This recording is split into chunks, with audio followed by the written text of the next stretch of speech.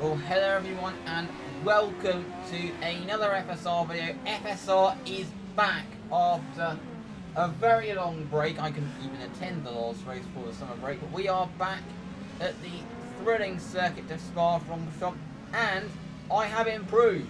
I qualified P8.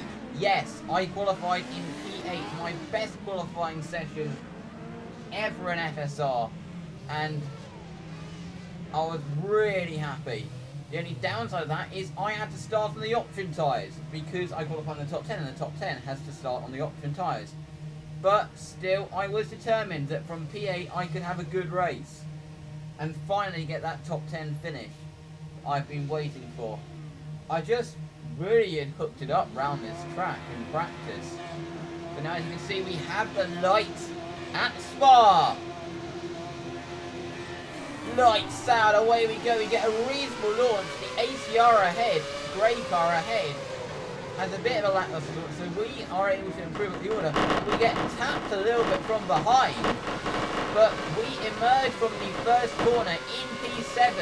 So heading down the hill up towards Eau Rouge, as you can see there's Dave Paling, and I believe, not sure who that is, I think that's Mark Hutchinson.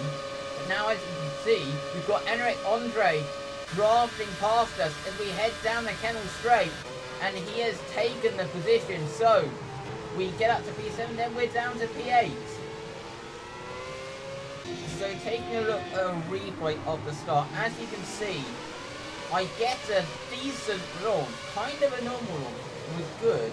It wasn't all about the start here. It was all about the run up the hill. But there's the contact. My car was fine. As you can see, it was not really on the spot. Just like four cars being one space behind. Then that caused them to understeer into me. Luckily, I had no damage.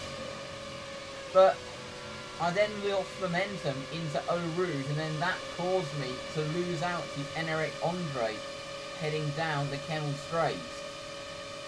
Now moving on to lap 2, we are under pressure from Mirko Lupini, but we have good straight line speed down the Kennel Straight, and at this point I'm able to defend the position, P8. So now looking ahead at the battle between Michael Ayres and Jeffrey Fournier, who make contact, and Ayres has spun it. He is able to point the car the right way, and he's able to get going, but as you can see, he is just in front of us.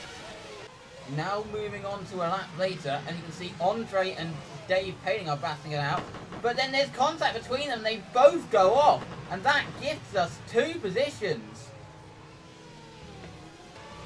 At this point of the race, I was kind of settling down in P6. I was keeping Eugene van Loggenberg at bay. He seemed to have a bit more pace at this stage on these tyres, but we were able to keep him behind. But then we lock up going into that source, and that is going to allow him to get alongside.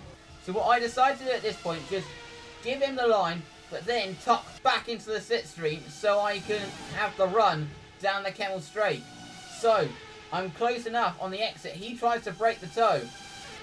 I'm right behind. I eventually then have to duck out quite early, and unfortunately the ACR has more core straight line speed than we had, and then unfortunately we had to concede.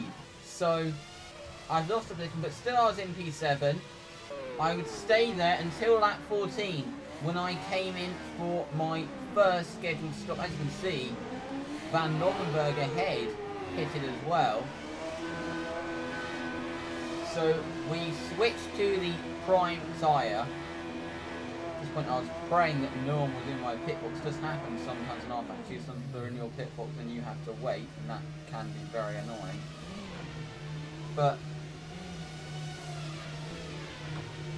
we put on a set of prime tyres, fuel ourselves to the end of the race, and exit the pits. And we are actually going to exit in a queue of traffic that hasn't stopped yet, down in P15. But there are many cars ahead who are yet to stop. So at this point I was amongst a load of cars who were going to pit that were a bit faster, they were on lighter fuel, so I decided I wasn't going to get involved with them that much, I'd just lose time. As you can see, Lionel Clou getting past us going into the bus stop chicane. Now moving on a lap later, But as you can see, there's contact ahead. We take avoiding action. That allows Enric Andre through. And then we hit the curb, which pushes us. And Tom Van Evermond goes off the track and passes us. But he would eventually give the position back, as you're about to see. He tried to at this point, but he had the inside line, so it was kind of a bit hard. Now heading down the back straight, as you can see, I've got Tom Oldenmenger behind me. Heading into Eau Rouge, I'm able to get the toe, and he is going to slow down here, and he's going to let us back through. Very good sportsmanship from him, because obviously he passed me off the track, so it was the fair thing to do. Now moving on to the end of that, now as you can see, heading up towards the bus stop chicane. But Ton has completely missed his braking point, and he's slammed into the side of us. And at this point, I'm just feeling the car to see how damaged it is. So now heading onto the straight, and as you can see, my suspension is destroyed. Now looking at the replay as to what happened, and as you can see, he locked up and then hit the side of us. But he did do a good thing afterwards. He did admit responsibility, and he apologised to me for the contact, and also commended me on my pace today. So he showed good sportsmanship, so I forgave him for it. And as you saw, my suspension was damaged, and I did think about retiring, but I thought I was not accepting after all the pace.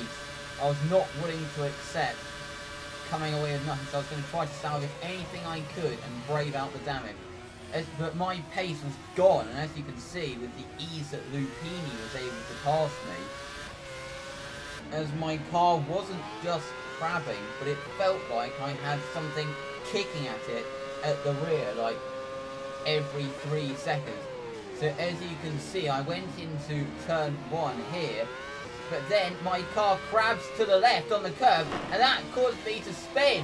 And at this point, because of what the HUD that I was using was saying, I thought my front wing was still there. But then I turn into Eau Rouge and realise it's not, and I go straight into the barrier and collect Robin Panzer, and that takes both of us out of the race. Now looking at it from Robin Panzer's point of view, to be fair, I should really have worked out that it was gone by this point, because I should have been more cautious just to cater for the possibility that the wing was gone, and I ended someone else's race in the process, and so I'm probably going to have a penalty for it. So, as you can see from the footage here, I go in thinking that it was still there, and then I went in and the car said it was too late. You have to drive from the cockpit cam, so I could not see that it was gone. I did apologise to Robin Panzer for it and admit responsibility. So I think I made the wrong decision continuing after the impact. My suspension was damaged, and that crash was inevitable because the car crabbed onto the curb and I went off into the wall.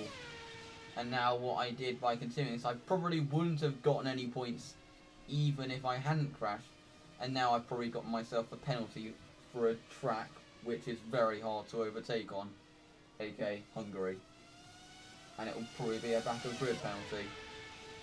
And so I just was so disappointed as well about how I've been waiting so long to get a top 10 result on merit, and then finally it looked like this time I was having my best chance to do that, and then all of a sudden, through no fault of your own, it gets taken away. That was a bitter pill to swallow. I didn't get angry at Ton for it. I know it obviously wasn't intentional, he just made a mistake whilst battling, and there's no reason to hate him over an unintentional mistake. Anyway, thank you very much for watching, and we'll see you for my next video. Goodbye.